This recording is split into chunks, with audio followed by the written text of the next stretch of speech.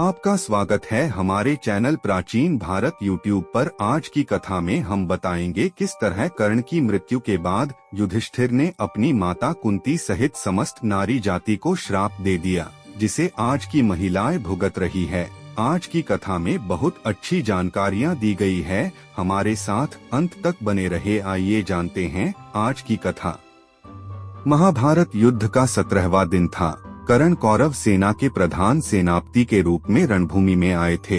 कर्ण और अर्जुन का निर्णायक युद्ध होना था। यह खबर कुंती को मिल गई थी।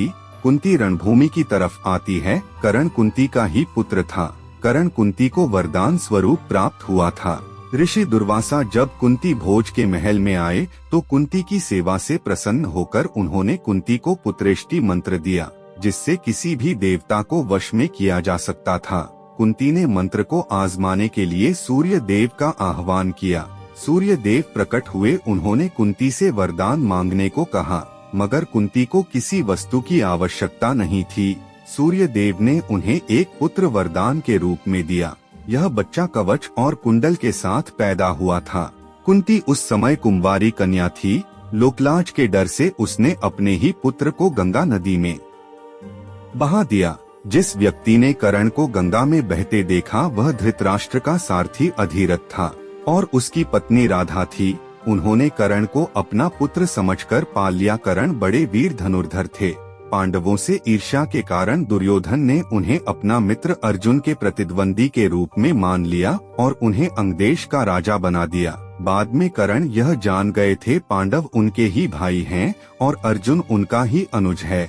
वह इसी दुविधा में थे, अपने अनुज पर बाण कैसे चलाएंगे। इसी के साथ 2 श्राप भी कर्ण का पीछा कर रहे थे, जो उनके गुरु परशुराम ने उन्हें दिया था। परशुराम सिर्फ ब्राह्मणों को ही शिक्षा देते थे।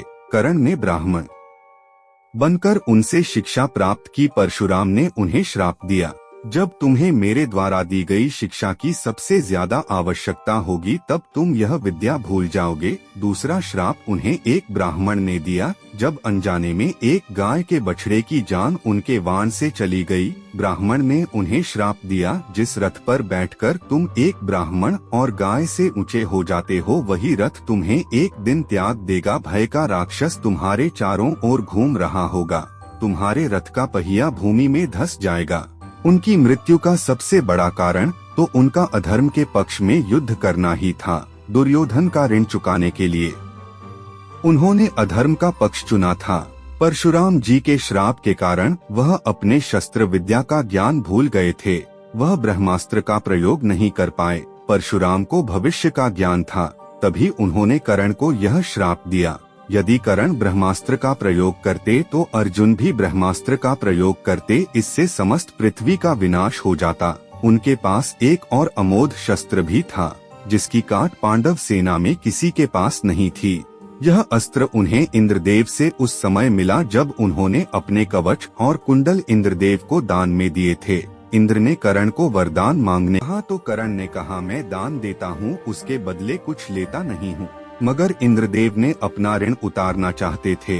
इंद्र के आग्रह करने पर कर्ण ने अमोघ अस्त्र मांगा, जिसका उपयोग उन्होंने भीम पुत्र घटोत्कच पर कर दिया था। वह घटोत्कच को नहीं मारते तो कौरव सेना उसी दिन युद्ध हार जाती। युद्ध के 17वें दिन कर्ण कौरव सेना के सेनापति थे। उस समय कौरव सेना बिखर चुकी थी। बहुत ही कम योद्धा बचे थे। कर्ण और अर्जुन में भीषण युद्ध चल रहा था। उस समय कर्ण अपने दिव्यास्त्रों का प्रयोग नहीं कर पा रहे थे। श्राप के कारण वह अपनी विद्या भूल गए थे। उनका रथ का पहिया भी भूमि में धंस गया था। वह अपनी रथ के पहिए को निकालने की कोशिश कर रहे थे। श्री कृष्ण के उकसाने पर अर्जुन ने कर्ण पर बाण चला दिया। कृष्ण ने कहा, यह वही कर्ण है जिसने द्रौपदी वस्त्र हरण में दुर्योधन का साथ दिया और अभिमन्यु वध किया। अर्जुन के बाण से उनका सर धड़ से अलग हो गया था। उसी समय माता कुंती कर्ण के शव पर विलाप करने लगती है।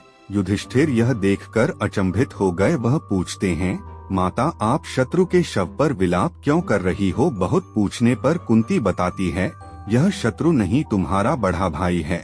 यह सुन युधिष्ठिर गुस्से में भर जाते हैं। हमसे अपने ही भाई की हत्या हो गई। इसी कारण युधिष्ठिर ने अपनी माता कुंती सहित समस्त नारी जाति को श्राप दे दिया। वह कोई भी बात अपने मन में नहीं छुपा पाएंगी, जिसके कारण आज की महिलाएं कोई भी बात अपने मन में नहीं छुपा सकती। ऐसी और कथाएं जानने के लिए हमारे चैनल को सब्सक्राइब कर लें।